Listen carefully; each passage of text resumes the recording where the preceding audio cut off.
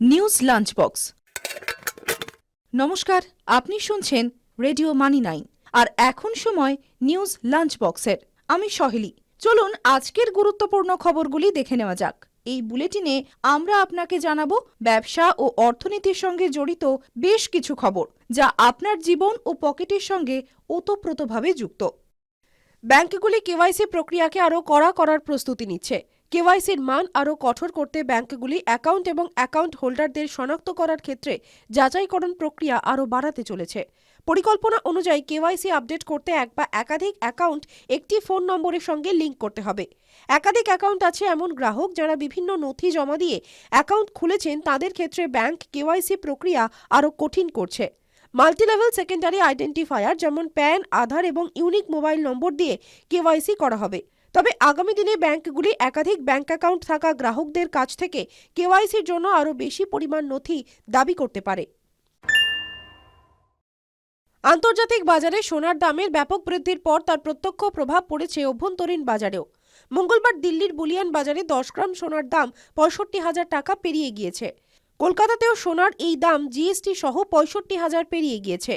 আজ বুধবার দিল্লিতে 24 ক্যারেট সোনার দাম মঙ্গলবারের তুলনায় 250 টাকা বেড়ে 65,280 টাকায় পৌঁছে গিয়েছে।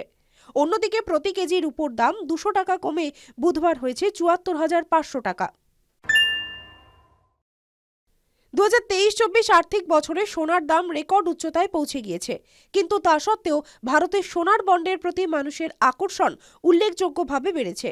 আরবিআই এর তথ্য বলছে, গত মাসে অর্থাৎ ফেব্রুয়ারিতে লগ্নিকারীরা 8,008.38 কোটি টাকা সোনার বন্ডে লগ্নি করেছেন।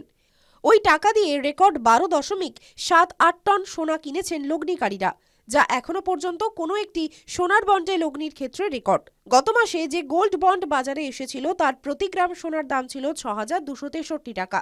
2023-24 অর্থবর্ষে গোল্ড বন্ডে মোট 44.33 টন সোনার জন্য লগ্নি করা হয়েছে, যা এখনো পর্যন্ত সবচেয়ে বেশি। রাজনৈতিক দলগুলির নির্বাচনী বন্ড থেকে প্রাপ্ত অনুদানের হিসেব পেতে জুন পর্যন্ত সময় চাইল state bank of India. SBI supreme কোর্টকে জানিয়েছে, রাজনৈতিক দলগুলি বন্ডের মাধ্যমে কত টাকা পেয়েছে তার হিসেব 30 জুনের আগে দেওয়া সম্ভব নয়। এই নিয়ে ইতিমধ্যেই সুপ্রিম কোর্টের কাছে আবেদনও জানিয়েছেন তারা। গত মাসে সুপ্রিম কোর্ট এসবিআইকে 6 মাসের মধ্যে ইলেকশন বন্ড নিয়ে সম্পূর্ণ তথ্য প্রকাশ করার নির্দেশ দিয়েছিল। পাশাপাশি 15 ফেব্রুয়ারি তার রায় সুপ্রিম কোর্ট এই বন্ডকে অসাংবিধানিক বলেও রায় দিয়েছিল। কোভিড মহামারীর সময় মনে হয়েছিল সম্পত্তির দাম কমবে, কিন্তু করোনার পর বাড়ি, ঘর কিংবা জমির দাম ব্যাপকভাবে বেড়ে গিয়েছে। এফআইসিসিআই এবং অ্যানারকের একটি সমীক্ষা থেকে এই তথ্য পাওয়া গিয়েছে। এখানে বলা হয়েছে, দেশে বড় এবং বিলাসবহুল বাড়ির চাহিদা উল্লেখযোগ্য হারে বৃদ্ধি পেয়েছে। বিনিয়োগকারীরা আবারও দেশের আবাসন বাজারের দিকে ঝুঁকতে শুরু করেছেন। 36% মানুষ বিনিয়োগের মাধ্যম হিসেবে নতুন বাড়ি কিনতে চায়। কোভিড-19 মহামারীর সময় মনে হয়েছিল সম্পত্তির দাম কমবে, কিন্তু করোনার পর বাড়ি, ঘর কিংবা জমির দাম ব্যাপকভাবে বেড়ে গিয়েছে। এফআইসিসিআই এবং অ্যানারকের একটি সমীক্ষা থেকে এই তথ্য পাওয়া গিয়েছে। এখানে বলা হয়েছে, দেশে বড় ও বিলাসবহুল বাড়ির চাহিদা উল্লেখযোগ্য হারে বৃদ্ধি পেয়েছে।